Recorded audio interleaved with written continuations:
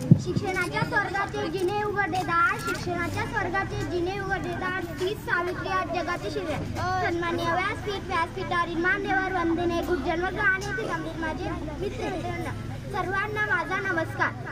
आज मी आपल्या समोर ज्योती सावित्रीबाई फुले यांची यशोगाथा सांगण्यास उभी आहे. सर्वप्रथम सावित्रीबाई फुले यांना माझे त्रिवार वंदन. ज्ञानज्योती सावित्रीबाई फुले यांचा जन्म 3 जानेवारी 1831 रोजी महाराष्ट्रातील सातारा जिल्ह्यातील नायगाव येथे झाला. त्यांच्या आईचे नाव लक्ष्मीबाई व वडिलांचे नाव खंडोजी व्यवसाय पाटील असे होते. वयाच्या 9व्या वर्षी त्यांचा विवाह थोर समाजसुधारक ज्योतिबा फुले यांच्याशी झाला. त्या काळी स्त्रियांना शिक्षण घेणे महापाप मानले जाई. अशा परिस्थितीत ज्योतिबांनी सावित्रीबाईंना लिहायला वाचायला शिकवले.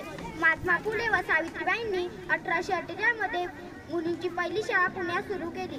त्यांच्या या क्रांतिकारी निर्णयाला लोकांनी तीव्र विरोध केला, पण त्या डगमगल्या नाही. शेवटी जाता एवढेच म्हणे, ज्यांच्यामुळे शिकली ती दुबळ्यांची मुले, ती ज्ञानदाती, ती ज्ञानज्योती सावित्रीबाई फुले. जय ज्योती, जय क्रांती.